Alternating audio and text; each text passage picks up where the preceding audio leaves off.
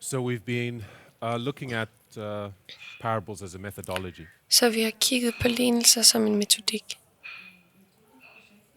And we've been looking at them from the perspective of Daniel 11 verses 40 to 45 primarily. og vi har kigget på dem fra perspektivet Daniel 11, 40-45, And we looked at Daniel chapter 12 as well. og vi har også kigget på Daniel kapitel 12. I'll just do a brief recap of what we covered so far. Jeg vil bare lige lave et hurtigt gennemgang af, hvad vi har gået igennem, Or rather, what we covered in our last class. eller det, som vi har gennemgået i vores sidste klasser, In forrige our klasser. first class, we just looked at how the exercise of comparing and contrasting I første klasse, der så vi bare, hvordan vi bruger sammenligne og kontrastere. generates light or information that is not would not be otherwise be seen in the text. At det genererer lys og information, som man nødvendigvis ikke ville have set fra teksten. But we went further to say that when we're looking at God's word from the perspective of parables, Men der tog vi den videre fra og sagde, at når vi ser på det fra Guds perspektiv som en lignelse, we're not only looking at symbols in the verse or text to compare and contrast, så ser vi ikke kun på symboler i verset for at sammenligne og kontrastere, but we're required to interrogate the structure of the text itself. men vi er nødt til at se på selve Because within the konstruktionen af structure of the verset, text are parables. af teksten, fordi i selve konstruktionen af teksten er We looked at der en lignelse. Daniel 12 and verse 10, Vi kiggede på Daniel 12, vers 10, which tells us that many shall be purified, made white and tried, but the wicked shall do wickedly. hvor det står, at mange skal være rengjorte, gjort hvide og prøvet, og de onde skal gøre None ondt, of the wicked shall understand, but the wise shall understand. og ingen af de onde vil forstå, men dem, som er vise, vil forstå. So we see a pattern within this verse. Så vi ser et Where you mønster see i an disse vers, identification of the righteous, the wicked, then the righteous. hvor vi ser en identifikation af de retfærdige, de onde, de uretfærdige og de uretfærdige, og de And we saw that this is a retfærdige igen. chiasm or a mirror. Hvor vi så, at det der var en kiasme, at det var et spejl. And within this mirror, Og i dette spejl, being i dette purified, spejl, made white and tried, hvor man bliver, corresponds with the wise understanding. hvor det at blive gjort rent og gjort hvid og prøvet, det korresponderer med det at være vis. At man forstår, at de vise forstår. Which teaches us that the wise are identified as wise, Hvor vi ser, at de vise er identificeret som de vise, through the increase of knowledge that they receive. gennem den forøgelse af viden, som de Or modtager. rather, let me say it this way. The wise are identified as wise Lad mig hellere sige det på den måde. De vise er through this identificeret three-step som de vise. process of being purified, made white and tried. Men denne 60 skridts proces, som er at blive gjort rent, ved og prøvet.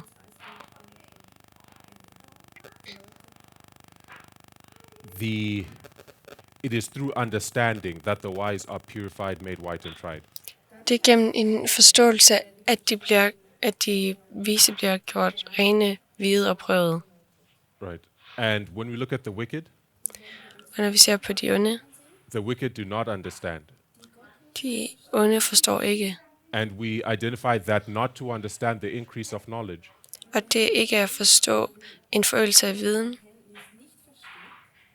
on prophecy i forhold til profeti, is what is identified as doing wickedly.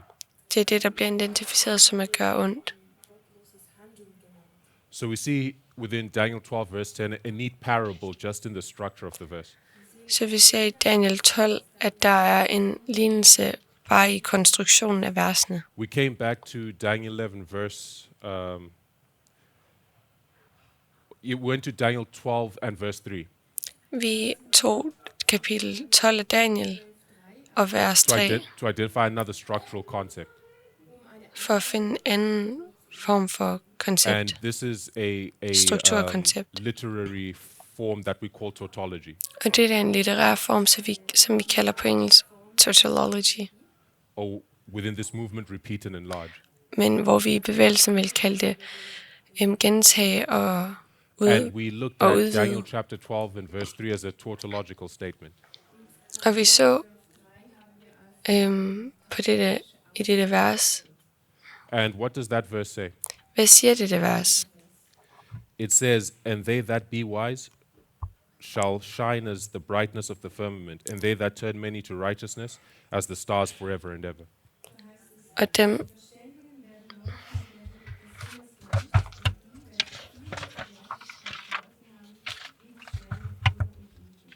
So we see two statements there, så vi ser to and the bridge udsagn, between them was this word "and."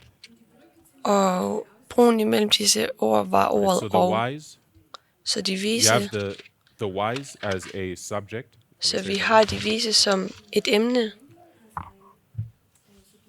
and you have the action that they're performing, which is shining.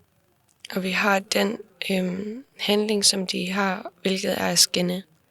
Then you have they that turn men to righteousness as the subject, Så har du dem, som retter folk mod retfærdighed, hvilket er emnet, and their identification is shining as stars for eternity. og det bliver identificeret som stjerner, som skinner for evigt. Right? So a tautology is saying the same thing, repeating the same thing with different words.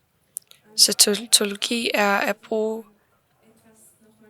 bruge de samme ord og And so within gentage this dem. context, the wise De vise are those that turn many to righteousness. er dem, som retter mange mod retfærdighed.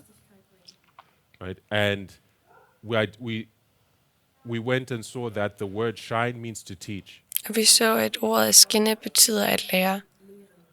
Right? They teach as, the word shine we identified as teaching. Ordet skinne, som vi har identificeret til, betyder at lære. Forgive me today, my mind is not firing on all cylinders. Undskyld, min hjerne er ikke, kører ikke på fuld ryg. So if I seem a little scattered, just bear with me. Så hvis jeg virker lidt forvirret, så vær tålmodig med mig. Right. So the word shine means to teach. Så ordet at skinne betyder at lære. And when we connected with this statement at the bottom, Og når vi forbinder det med dette udsagn i bunden, we have this statement where the wise are those who do the work of turning many to righteousness, så har vi dette udsagn, hvor de viser, at dem, som vender mange til retfærdighed, and they will be teachers for all eternity. og de vil være lærere for evigt. And we made other connections in relation to this verse. Og vi lavede andre forbindelser i We forhold til made dette other vers. statements in relation to this verse. Und wir haben auch ähnliche Aussage im Zusammenhang mit diesem Vers gemacht. Okay, so when we are looking at parables, these are some of the structures that we can see. Okay, så når vi kigger på lignelseslære, så er det nogle af de strukturer, som vi kan se. We see repeat and enlarge. We see chiasms. There are other patterns that we're going to identify. Vi ser gentage og forstørre. Vi We ser went to andre verses 40 and ting. 41 and looked at these two verses as a parable. Vi tog Daniel 11, 40-41 og så disse In to verse 40, vers som en lignelse. The countries of the king of the south are overflown. I Daniel 11, 40, så ser vi nogle lande, som bliver Then, in connection with verse 41, nogen, som bliver styrtet. Og i forbindelse we med see vers this word 41, also. så ser vi også dette ord, at Now noget also becomes styrter. like a bridge Og ordet også bliver en bro, that tells you how verse 41 relates to verse 40. som fortæller dig, hvordan vers 41 relaterer til vers 40. Also means in addition to or as well. Også betyder i forhold, So som tilføjer what noget. happens in verse 41 is what we saw in verse 40.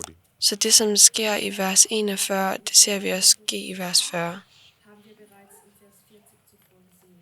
We went into Strong's to see what it means to be overflowed. Vi tog i ordbogen Strongs for at se, hvad overflows, hvilket på dansk styrte betyder, hvad det betyder på and it engelsk, means to be inundated.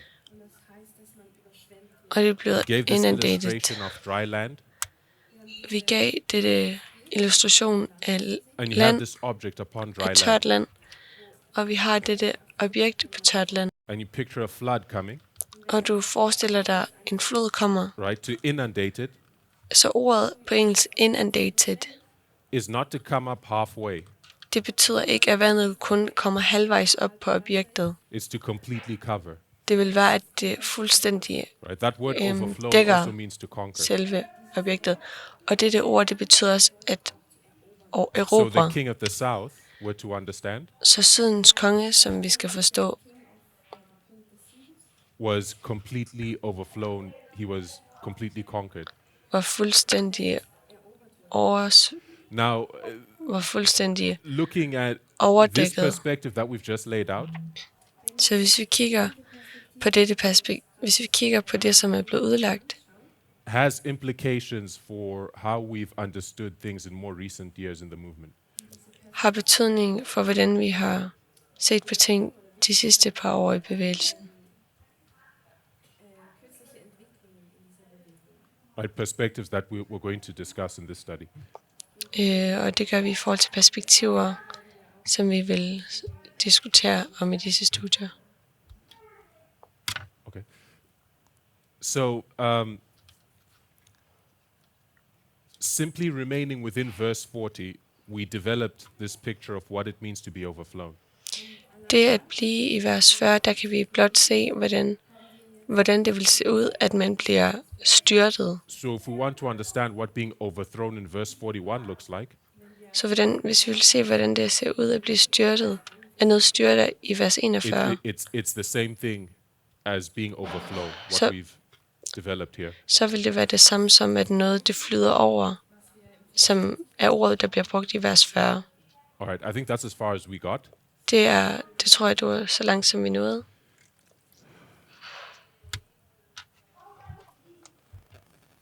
Okay, so we looked at verse 40 and 41. Okay, så vi så på vers 40 og 41. Now we're going to look at verses 41 and 42. Nu kigger vi på vers... Vi så kigger på vers And what are 40 those og verses identifying? 42. Og hvad identificerer disse vers? It says, "He, the king of the north, shall enter also into the glorious land, and many shall be overthrown, but these shall escape out of his hand, even Edom and Moab and the chief of the children of Ammon. He shall stretch forth his hand also upon the countries, and the land of Egypt shall not escape."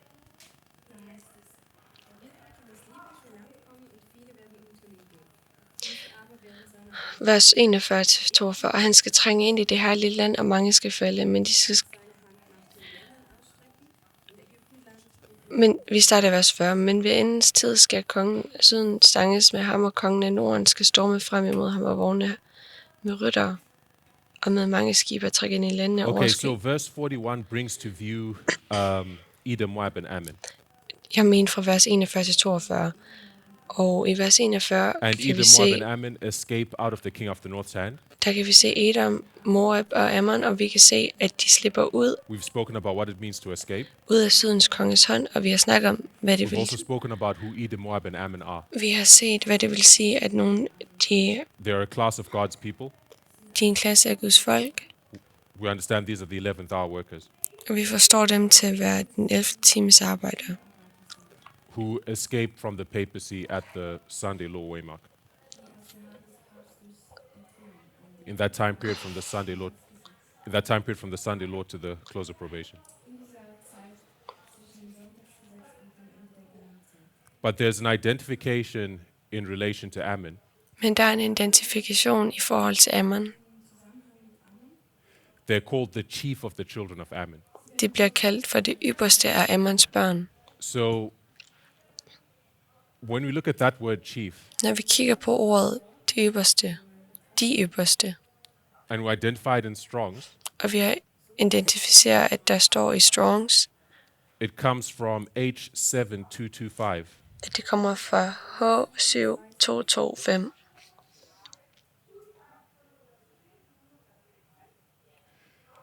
And what does it mean? Og hvad betyder det?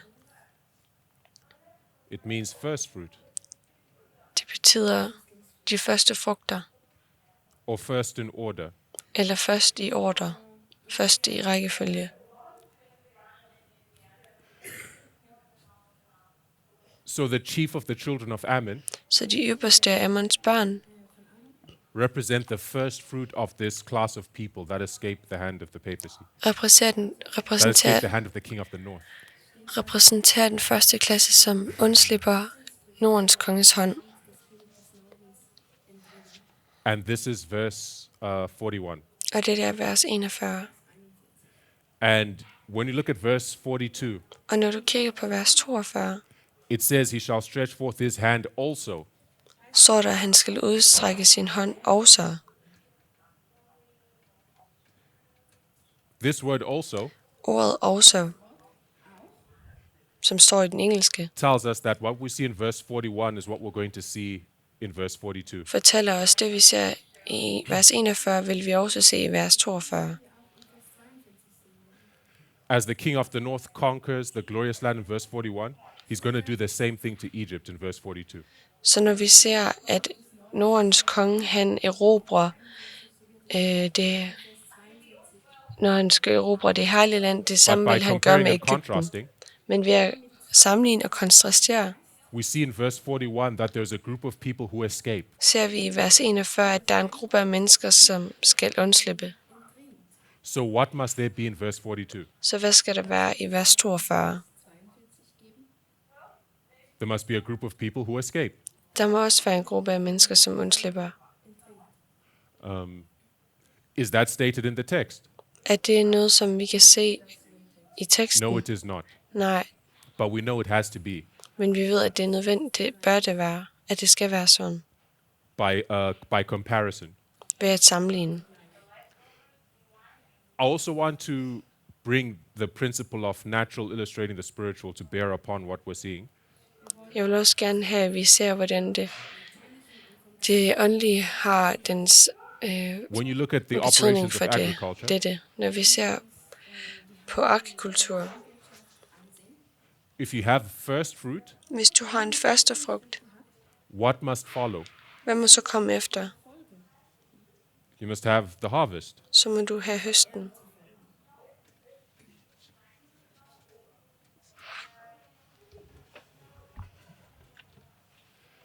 And the harvest is more abundant than the first fruit, we understand from the operations of agriculture. Og man får mere ved høsten, end man gør ved de første Right. So we frugter. see here by comparing and contrasting, Så vi ser ved sammenligne og kontrastere, there is a group of people who escape der er en gruppe af mennesker, som undslipper in verse 41, i vers 41, and they are the first fruit of this class of people. og de er de første frugter af denne klasse af Verse mennesker. 42, now Egypt or the world is being conquered. Og i vers 42, så har vi Egypten eller verden, som bliver erobret. So there must be a group of people corresponding to the first fruit. Så der må være nogle mennesker, som korresponderer til de første frugter. They are the harvest. De er The harvest is De er much more høsten. abundant than the first fruit. man får meget mere ved høsten, end man gør ved So første we know frugten. of this class of people, Så vi ser ved denne klasse af mennesker, the majority of them are seen here in verse 42, in the history of verse 42. at de fleste af dem, de vil blive set i historien af vers 42. And we can derive this by comparing and contrasting. Og det kan vi sige på baggrund at And sammenligne we og can see these kontrastere. things even if they aren't stated in the text of the verse. Og vi kan godt se disse ting, selvom de ikke er blevet sagt i selve verset. So that's a brief look at verses 41 and 42. Så det var et lille kig på vers 41 og A simple 42. compare and contrast, natural illustrating spiritual. En simpel kontrast, det åndelige, And det I said we naturlige also look repræsenterer at det åndelige. verses 40 to 42, that entire line as a parable. Og jeg har sagt, at vi vil se vers 40-42 som en komplet lignelse.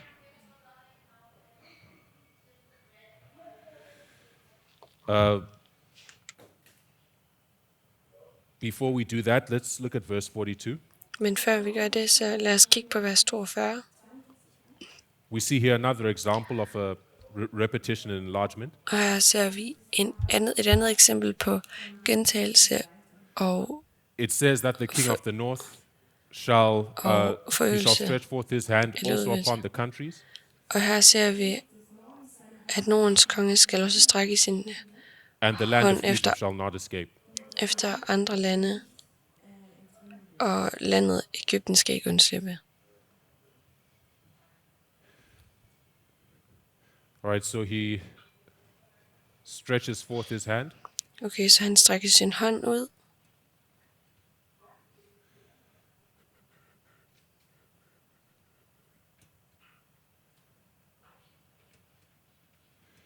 he stretches forth his hand, han udstrækker sin hånd, and Egypt shall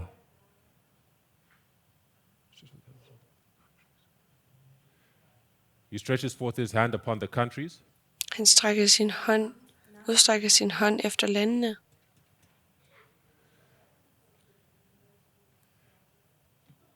The second statement is in reverse order. Det andet udsagn er i omvendt rækkefølge. It says, and the land of Egypt shall not escape. Og Egypten skal ikke undslippe. I'm suggesting that the action of stretching forth his hand Jeg foreslår, at selve handlingen om at udstrække sin hånd corresponds with not escaping. korresponderer med, at man ikke undslipper. And the countries over who the king of the north stretches forth his hand, Og de lande, som Nordens konge udstrækker sin hånd efter, that these correspond with Egypt. at disse lande, de korresponderer med Egypten. So we have another tautological statement. Så vi har et andet tautologisk udsagn. Another repetition and enlargement, En anden repetition og udvidelse. but we see in the second statement the symbols and the subjects are flipped around. It's structured differently. Men vi ser i andet udsagn, at de forskellige Or rather, symboler, the symbols and the actions are structured differently in the second statement. at symbolerne og selve handlingerne, de er struktureret anderledes eller omvendt i det andet So in this udsagn. repetition and enlargement, Så i to stretch forth his hand, denne repetition when he og stretches forth his udvælgelse, hand, they do not escape. så når han strækker sin hånd ud efter dem, så undslipper de ikke. And the countries are Egypt. Og landene, det er Egypten. This becomes significant. Rather, I'll say, keep this in mind, what we've just said here, that the countries are Egypt. Behold det i dine tanker, at landene er Egypten.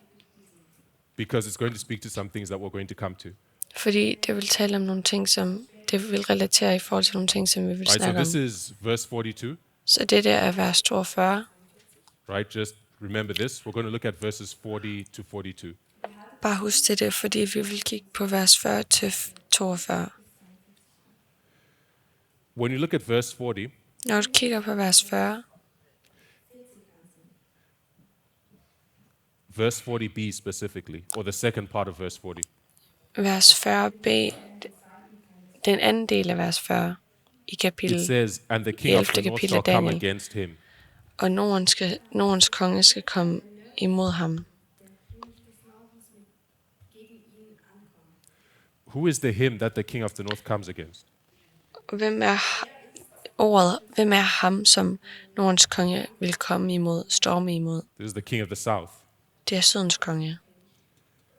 So you have the south being conquered. Så der har Syden, som bliver erobret. It says, and the king of the north shall come against him, Og der står, at kongen af Norden skal storme imod ham. and the countries shall be overflown. Og landene, de skal blive overskyllet. und in seine Länder eindringen und sie überschwemmen und überfluten. So this is verse 40b. Så det er vers 40b. Then we have verse 41, Så har vi vers 41, which is the conquest of the glorious land. som er erobring af det herlige land. And when we look at Egypt, Og når du verse ser, 42, når du ser på Egypten i vers 42, it says, "He shall stretch forth his hand also upon the countries, så står der, at han skal også udstrække sin hånd efter landene, and the land of Egypt shall not escape." og landet Egypten, de skal ikke undslippe. So if we, and this is verse 42. Og det er vers 42. If you look at how the conquest of these three geographical obstacles is presented, Hvis du kigger på, hvordan disse 3 geografiske forhindringer er placeret, if you look at how the conquest of these three obstacles is presented in the text, hvis du ser, hvordan disse 3 objekter, de bliver erobret in verse 40b you i have konteksten. just the order in which the words are presented. I vers 40b har du blot rækkefølgen af, hvordan ordene bliver præsenteret. You have the south Du har syden and the countries being overflown. og de lande, som bliver overskyllet. Then we have verse 41 Så har vi vers as the 40, middle point. så har vi vers 41, som Then er we have midterpunktet. countries, Så har vi lande, and then Egypt og så Egypten, being taken. som bliver taget. So I hope you see this pattern. Så jeg håber, I kan se det mønster. South countries, 41 is the middle, countries, Egypt. Syd, lande, vers 41, lande og Egypt is Egypten. also the land in the south. Egypten er også landet i syden. So we can just put that in. Egypt is connected with the south, biblically speaking. Så det kan vi bare sætte ind. Og Egypten er forbindet bibelsk med syden. So we have this chiastic structure. Så vi har den der kiastiske struktur. But if we bring what we understand about verse 42 Men hvis vi bringer det, som vi ved fra vers 42 ind, that verse 42 is a repetition and an enlargement, så er vers 42 en gentagelse og en and udvidelse. that according to this tautological statement, Og i forhold til dette tautologiske countries are udsagn, Egypt. så er landene Egypten. right? So verse 42 here, this is a repeat and enlarge. Så vers 42 her er en repetition, en gentagelse og en udvidelse. Right? The countries are Egypt. Landene er Egypten. If such is the case in verse 42, Hvis det der er tilfældet i vers 42, and verse 40b mirrors verse 42, og vers 40b afspejler vers 42, what are we to understand about the king of the south and the countries? hvad skal vi så forstå om sydens konge og The king of the landene? south and the countries of the king of the south. Sydens konge og landene er sydens konge. There must be the same thing. Det må være den samme ting. Does that make sense? Giver det mening? We'll just do this. Jeg kan sådan læse den her. So in verse 40, Så i vers 40,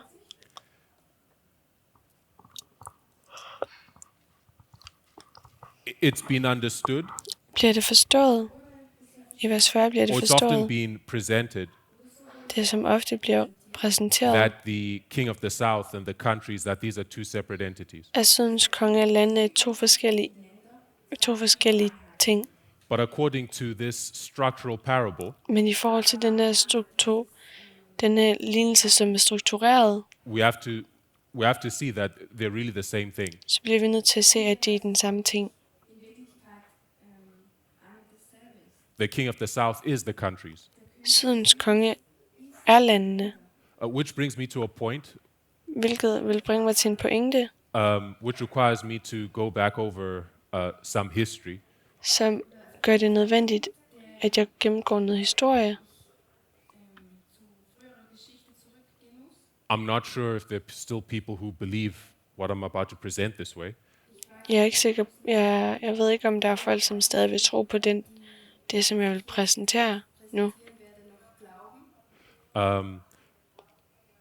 but when you look at Time of the End magazine, Men når du kigger på Time of the End magasinet, Zeit des Endes Magazin gehen. it presents us with the understanding that the king of the south bliver vi repræsenteret for, at Sydens konge,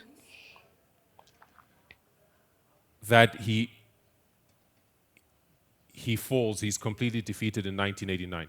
at han kom plet af faldet, at han bliver erobret i 1989. And he's no longer part of the picture from this point on. Og at han ikke længere er en del af billedet fra dette tidspunkt af. So we come to this post 9/11 history, Så vi kommer til den her historie efter den 11. september. and we understand that we're still in the history of verse 40, Og vi forstår, at det var stadig i historien af vers 40. but we're looking forward to the conquest of the next obstacle, which is the glorious land in verse 41. Men vi ser frem mod erobringen af de andre ting, hvilket vil være det herlige land. Right. So from 1989, we'd understood that the king of the south, Så fra, he's no longer in the picture. så fra 1989 har vi forstået, at Sydens konge ikke længere er i billedet.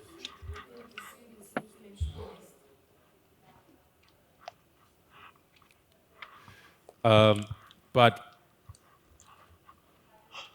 okay, and we're looking to the glorious land, the conquest of the United States at the Sunday law. Og vi ser på erobringen af USA ved søndagsloven. Then we come to 2016. Så kommer vi til året 2016. 2016, we're in Wales, I 2016 er vi i Wales i England. and in a course of studies that we have there Og i nogle studier, som vi har derfra, with certain brethren, med nogle specifikke brødre, we're looking at a line of study from Daniel 11 verses 5 to 16 was presented. så ser vi et vist studie af Daniel 11 fra vers 5 til 16. And what we clearly saw Og det, based on that study som vi tydeligt kunne se fra dette studie, was that the king of the south, this conflict between the king of the north and the king of the south is not over. at konflikten mellem Norden og Sydens konge ikke var over. Right? There was a conflict that was future from that point, Der var en konflikt, som var fremtid derfra, represented by the Battle of Raphia, som er repræsenteret ved slaget ved Rafia. and that this conflict would be won by the king of the south. Og at denne konflikt vil være vundet af Sydens Then konge. there's a conflict that follows that one, Så er der en konflikt, som er følge af denne, represented by the Battle of Panium, som bliver repræsenteret af slaget ved Panium. and that this conflict would be won by the king of the north. Og at denne konflikt vil være vundet af Nordens konge. The king of the south would be defeated. Sydens konge vil være And the erobret. Battle of Panium is followed by the Sunday law. Og som følge af og det, som kommer efter slaget ved Panium, er søndagsloven. Right? So standing here in 2016, Så det at stå her i 2016, looking forward and seeing these prophetic truths being opened up, se fremad og se disse profetiske sandheder at blive åbenbaret, we were confronted with we were confronted with a problem. så blev vi konfronteret med et problem. We had understood from Time at the End magazine that the king of the south was had been killed, if I use that language, completely destroyed at the time of the end. Vi havde forstået, at Sydens konge i 1989 var komplet død.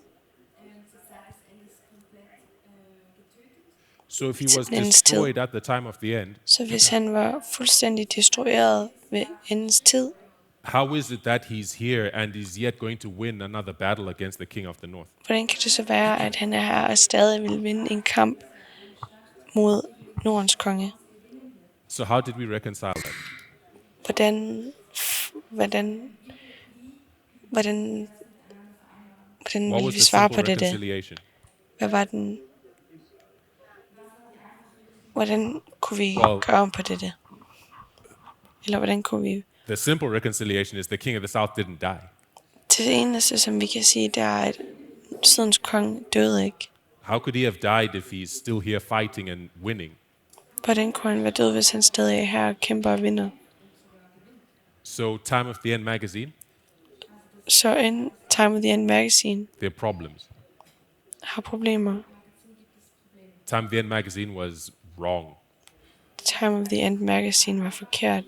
right? So even back then, we knew that we understood that the message unsealed at the time of the end Så selv der forstod vi, at det budskab, som blev delt ved it's endens like a tid, seed presenting all the essential elements of that which is unfolded in the following history. vi ved, at selve det budskab har alle de komponenter, som kommer i historien, som følger. So it was very uncomfortable to think that it could be so wrong in such a key point. Så det var rigtig ubehageligt at kunne skulle sige, at det kunne være så forkert i sådan et Right? But we nøglepunkt. kind of ran with that. We ran with it. Men vi accepterede det, vi And we tog det med developed os, these different justifications for it. og udviklede nogle retfærdiggørelser for det. But for a long time, that's how we viewed this situation. Men i lang tid var det sådan, vi så på situationen. Now, when you look at the methodology of parable teaching, Når du ser på metodikken alene til lærer, this is an illustration of its ability to correct us. så er dens This is an illustration of its ability to correct our thinking. det der er en illustration for at kunne vise os,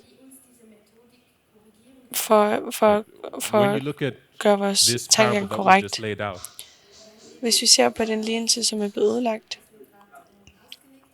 it presents a different picture from the justification we presented here in 2016. repræsenterer det et andet billede, end det, som vi har her i 2016.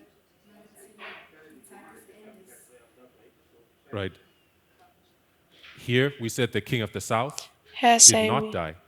her siger vi, at Sydens konge døde ikke. Time at the End magazine was wrong. Time of the End magazine tog fejl. But when you come to this parable, Men når du kommer til denne lignelse, the king of the south is the countries, så er Sydens konge landene. or rather, let me. It may be useful to put in this point so you better understand the thinking. Det vil være bedre for mig at sige det anderledes. Så The I forstår, justification hvad jeg that mener. was presented revolved around the idea that the king of the south and the countries are two separate things. Retfærdiggørelsen handlede om, at Sydens konge og landene var noget forskelligt. And what fell at the time of the end were the countries, but the king of the north never died. Men hvad var det, som der var ved endens tid, hvor And that was Sydens our konge ikke døde? justification. That's how we reasoned it. Det var vores retfærdiggørelse. Det var vores måde But til what at is this forstå det. parable teaching us? Men hvad er det, denne lignelse Telling us forklarer that os? the king of the south, he is the countries. Denne lignelse forklarer, at Sydens konge er landene. And if the king of the south is the countries, Og hvis Sydens konge er landene, it is the king of the south that was overflown. så er det Sydens konge, som bliver overskyllet. And to be overflown Og det at blive overskyllet, is to be inundated, to be drowned, det er at blive druknet, to be completely covered, at blive fuldstændig, to be completely conquered. at være fuldstændig dækket, Right. at blive totalt erobret. So the king of the south, he did fall at the time of the end. Så Sydens konge faldt ved endens tid. This contradicts what we had, the rationale that we had presented for ourselves here. Det modsiger den rationalitet, som vi And it begins to lead præsenterede us her. in a path toward a correct understanding of how to conceptualize the history of the time of the end and the history of the king of the south. Og det leder os mod en korrekt forståelse af Sydens konge.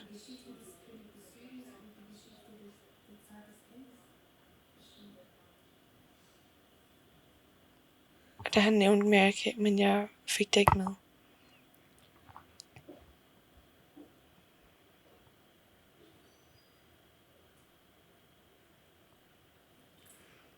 Okay, so I have 20 minutes. I'll round off this thought. Okay, jeg har 20 minutter, så jeg vil afrunde den tanke. So I've taken us down a bit of a winding path, but I hope you can follow. Jeg har taget det her ned ad en lidt anden vej, men jeg håber, I kan følge med. We developed an understanding of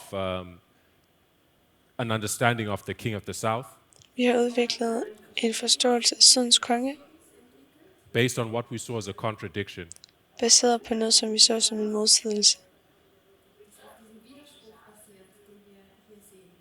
right? A contradiction between the idea that he was still fighting the king of the north En modsigelse i forhold til, at vi stadig mente, at han kæmpede imod Nordens konge, and the thought that the king of the south died at the time of the end. og tanken om, at Sydens konge døde ved endens tid. And this thought led us to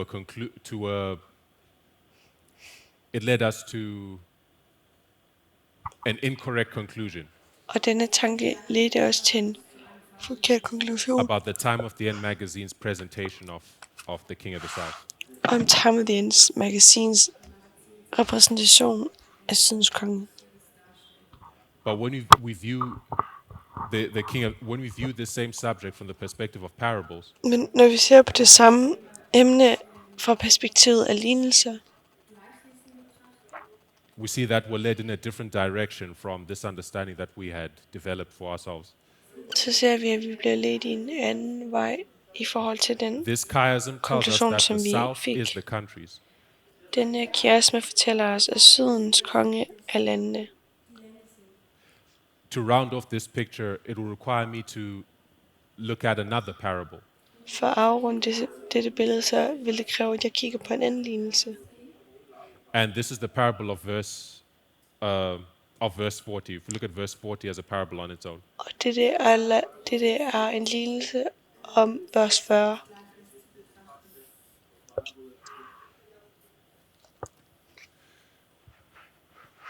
In verse 40, we see a different kind of parable. I vers 40 ser vi en anden form for lignelse. We see a different kind of parable. Vi ser en anden form for lignelse.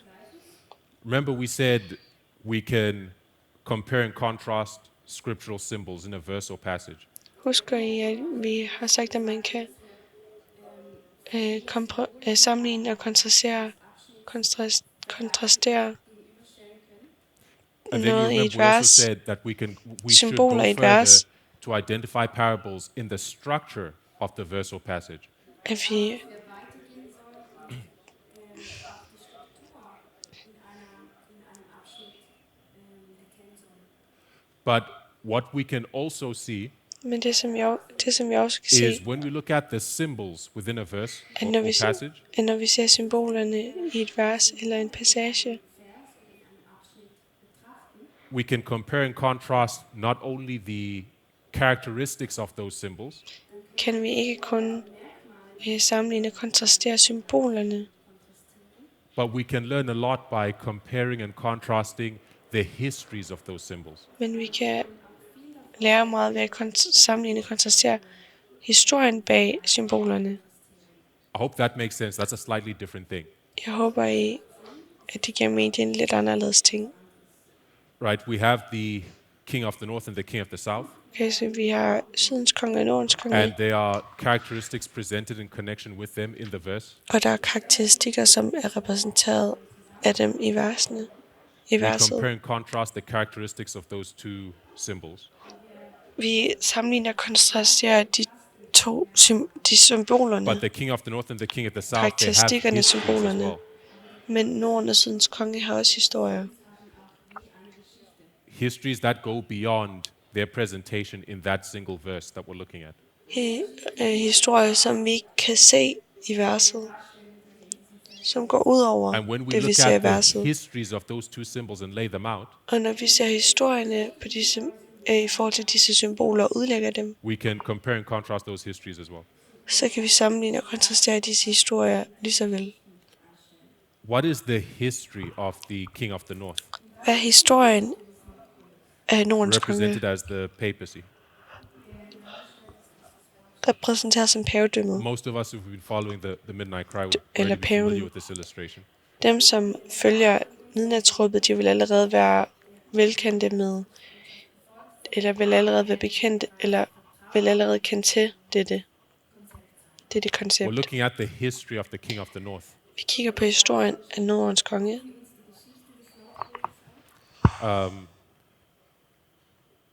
It begins in 1798 Det begynder i 1798 in verse 40. i vers 40. And what do we see taking place in 1798? Og hvad ser vi ske i The king of the north suffers a 1798? deadly wound. Nordens konge får et dødeligt sår.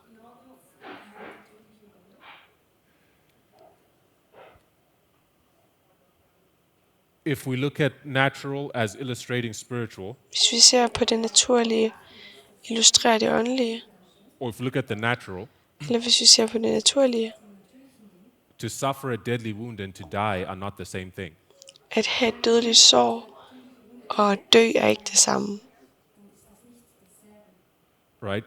You suffer a wound, Du lider af et sår, but the effect of that wound, men effekten af det sår right, is a different thing. It may not follow right away. det er en anderledes ting. Det sker måske ikke lige efter. You suffer a deadly wound and you die subsequently. Du får et dødeligt sår, og efterfølgende så dør du af So det. 1798, here's when the deadly wound is inflicted. Så 1798, det er her, hvor Nordens konge får det dødelige But the sår. question is, when do we see the king of the north dying as a result of that deadly wound? Men spørgsmålet er, hvornår ser vi Nordens konge dø på grund af dette dødelige sår? Right? There's a death that must follow the deadly wound. Der er en død, som er følge af det dødelige sår. In order to understand when this death took place, For at kunne forstå, hvornår denne død tog we sted, must bring a principle to bear upon this parable. så må vi finde et princip i forhold til den lignelse. It's a principle that we find in Daniel chapter 2. Og det er et princip, som vi finder i Daniel kapitel 2. I won't read it. I'll just say it's verses 38 to 40. Jeg vil ikke læse det, jeg siger bare Daniel 2, vers 38-40. And when Daniel is interpreting the dream to Nebuchadnezzar, Og når Daniel han prøver at forstå Nebuchadnezzars drømme, he fortolke dem, tells him that these four metals are four kingdoms. så fortæller han ham, at disse 4 former for metal er 4 kongeriger. He says these four metals are four kingdoms. Han siger, at disse 4 metaller er 4 kongeriger.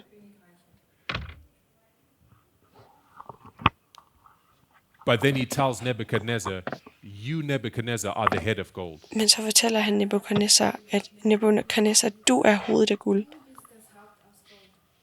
And who is Nebuchadnezzar? He's the king of the kingdom. Og hvem er Nebuchadnezzar? Han er kongen af kongeriget. But here, Nebuchadnezzar is the king and the kingdom are being presented as the same thing. They're connected. Men her bliver Nebukadnezar og kongen udlagt som om, at det er den samme ting.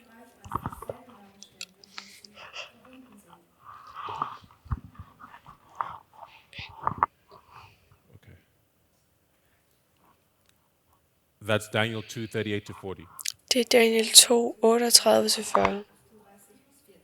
That we can view the king and the kingdom as connected. At vi kan se kongen og kongeriget være forbundet. This principle is also found in Spirit of Prophecy. Dette princip kan man også finde i profetiens ånd, But this Spirit of Prophecy passage relates directly to this history that we're looking at. men dette passage fra profetiens ånd relaterer til Dieser Abschnitt in Geist der Weissagung bringt uns genau zu diesem Bibelvers, den wir betrachtet haben. dette. You go to 8 manuscript releases, page 354. Hvis du tager og går ind på det, der hedder 8MR 354, And Ellen White she was So- in France, så vil du læse, at Ellen White hun var i Frankrig, and she was visiting a cathedral Oh, in Valence. og hun besøgte en katedral i Valence. And there the bust of Pope Pius VI was, what do you call it? Was exhibited, yeah. Og der var the bust of Pave Pius. And here's Var what det- she says. I'll just read 2 lines. Og her hvad hun siger. Jeg vil bare læse 2 So she linjer. says, that afternoon, Denne eftermiddag, he, Elder Bordeaux, og ham ældre Bodo, had us accompany him to the cathedral han tog os med til katedralen and look upon the bust of Pius VI, og kigge på the bust of who was noted in prophecy, Pius den 6., som blev noteret i who was profetien, led into captivity and died in captivity. som der blev ledt ind i fangenskab og død i fangenskab. Right? Pope Pius VI, Pave Pius den 6., he was the pope that was taken captive in 1798. han var den pave, som blev taget til fange i 1798. And she's looking upon his bust, Og hun kigger på hans bust, and she says he was the one who suffered the deadly wound. og det var ham, som led af det dødelige sår. He was the one that was led into captivity. Det var ham, som blev ledt ind i But when you read fangenskab. Revelation 13, Men når du læser åbenbaringen, right, Teg- that is 13. referring to the papacy. så bliver der refereret til The judgment it will pavedømmet, suffer for holding God's people, for killing God's people for 1,260 years.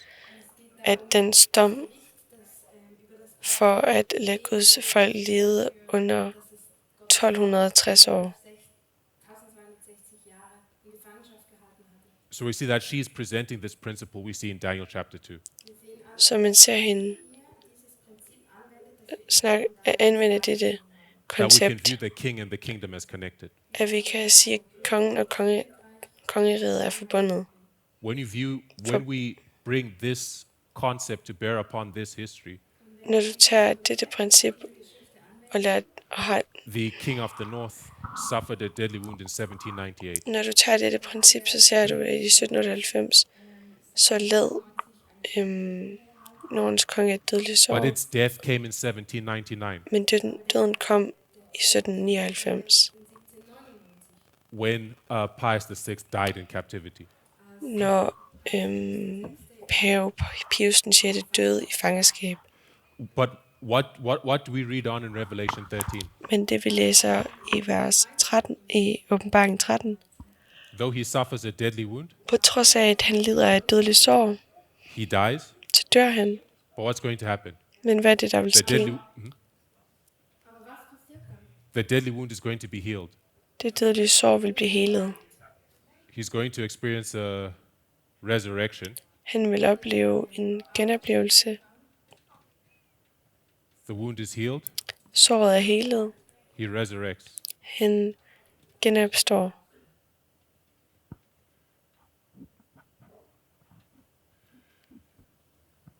So the king of the north, he dies in 1799, Så Nordens konge dør i 1799, but he experiences a resurrection at the end of the world.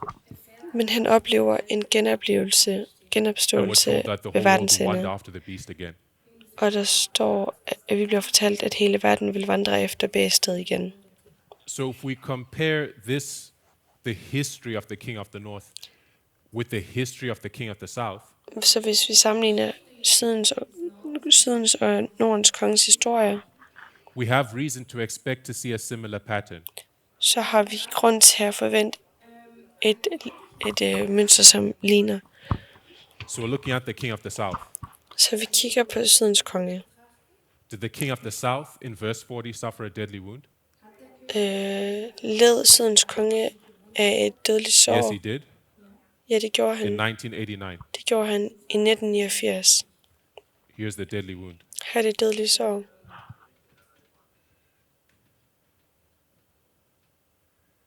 Who was the king who suffered the deadly wound in 1989? Hvem led af det dødelige sår i 1989? Who was ruling the Soviet Union at that time? Hvem regerede i Sovjetunionen dengang? It was Gorbachev. Det var Gorbachev. So you remember here, Pope Pius VI, he died. Så vi husker her, at Pave Pius den When 6. does døde her. Gorbachev die? Hvornår dør Gorbachev Symbolically speaking. symbolsk? This was in 1991. I 1991. He resigned at the same time his kingdom died. Han trak sig tilbage på samme tid, som hans kongerige døde. So with the king of the north, we have a deadly wound and a death. Så med Nordens konge har vi et dødeligt sår og en død. And with the king of the south, we have a deadly wound and a death. Og med Sydens konge har vi et In dødeligt the sår og history en of verse død 40. i historien af vers 40. So what must we see with the king of the south, based on what we saw with the king of the north? Så hvad må vi se med Sydens konge i forhold til det, vi så med Nordens konge? We must see a resurrection. Så skal vi se en genopståelse. I want to make a few points based on this pattern to tie it back to our understanding of verse 40. Jeg vil gerne lave nogle pointer i forhold til vores forståelse, i forbindelse med vores We forståelse had made the point hernede. that we thought that the king of the south did not die. Vi har lavet den pointe, at Sydens konge døde ikke, Therefore, time of the end was wrong in its presentation of the derf- king of the south. og derfor var Time of the End Magazine forkert i forhold til dens forståelse af Sydens konge. Because how could he have died if we still have the Battle of Raphia, which he's going to win, and then the Battle of Pania? Og hvordan kunne han være død, hvis han skal være med i slaget ved Rafia og vinde? But now, when we look at this parable, Men når vi ser på den lignelse, the comparing and contrasting of the histories of sammenligning the symbols, og kontrastering af historien af symbolerne, we see a pattern presented which tells us that the king of the south did die. så har vi en mønster, som fortæller os, at Sydens konge døde faktisk. He dies, Han dør, and when you die, what happens? You're buried. og når du dør, så bliver du begravet. Let me just illustrate that.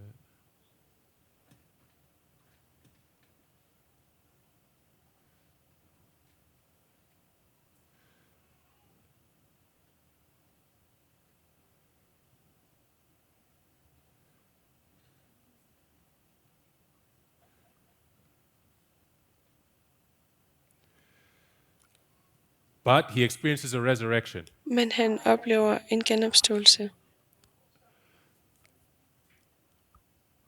And when does he begin to resurrect? Og hvornår begynder han at blive genopstået? There are two perspectives from which you could view this. Der er 2 perspektiver, man kan se dette fra. You could mark 2004, Men man kan markere 2004, which is when we see Putin really beginning to act like a dictator in earnest. Når vi ser diktator, eller Putin begynder at opføre sig som en rigtig diktator. But we also said that the king is synonymous with the kingdom. Men vi siger også, at kongeriget er det samme som kongeriget. And Putin is the king Og Putin er kongen of the resurrected king of the south that is going to fight the battles of Rafah and Panium. Han er sydens konge i forhold til ham, som genopstår og vinder slaget ved And when Panium. did Putin come to power? Og hvornår kom Putin til magten? This was 1999. Det var i 1999. We can see 1999 as the beginning of the resurrection of the king of the south. Vi kan se 1999 som begyndelsen på genopståelsen af sydens So konge. he begins to resurrect as Putin rises, Så han begynder at and then it at proceeds to genopstå, fight som the king of the Putin north. han rejser sig og begynder at kæmpe imod Nordens konge In these battles of Rafah and Panium. i slagene ved Rafah og Panium. So what's the implication of that for the Time of the End magazine? Så hvilken betydning har det i forhold til Time of the End-magasinet? Von Wichtigkeit für das Zeit des Endes Magazin. And how it presented the history of verse 40. Og hvordan det præsenterede historien i vers 40. It's correct in saying that the king of the south died at the time of the end. Det er rigtigt at sige, at sydens konge døde ved endens tid. So wie es auch das Magazin sagt. Right? Do you see that? Okay, ser I det? It's correct in identifying the death of the king of the south Det er at rigtigt, the time of the end. det er rigtigt at identificere sydens konge døde ved endens tid.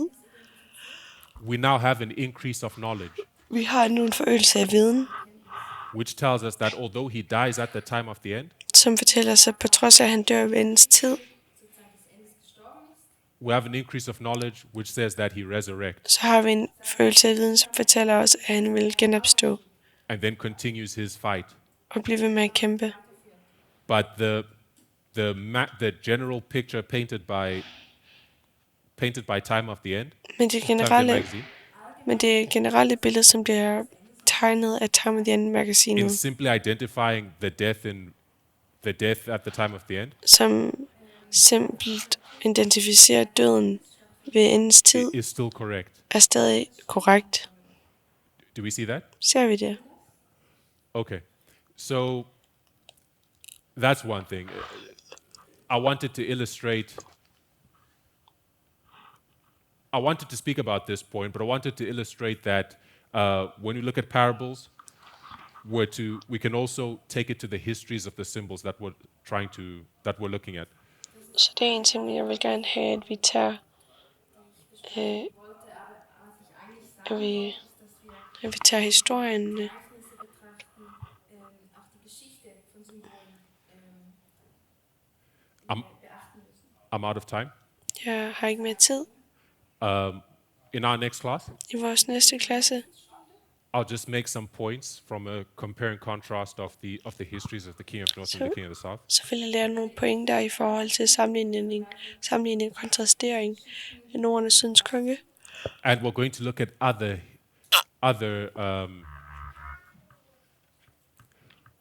at other histories as parables, Og vi kommer også til at kigge på andre historier som lignelser right? In similar fashion to what we've done here.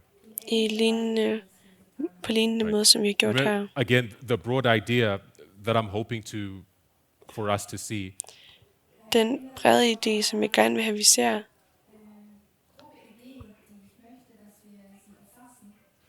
is the different forms that parables can take, and the types of things that we can look for. den forskellige form, som lignelser kan tage, og forskellige ting, som vi kan se efter. And how these things can open up light to us. Og hvordan disse ting kan åbne lys for os. Okay, so next time, recap and we'll continue. Let's close. Okay. Næste gang, så gentager vi. Og nu lukker vi.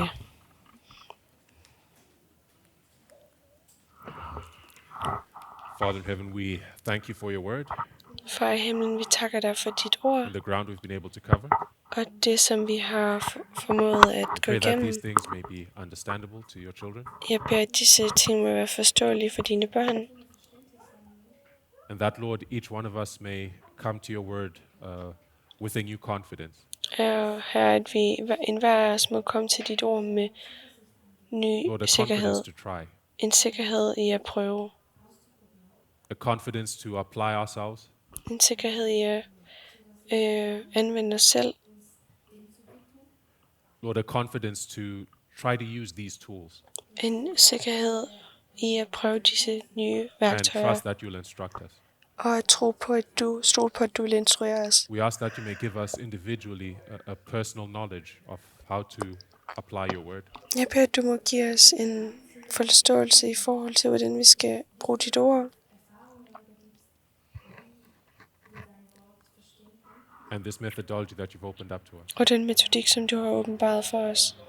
We ask for your blessing through this day of meetings, Jeg beder, at du må velsigne os gennem dagen i forhold especially til as we'll vores have møder. baptisms today.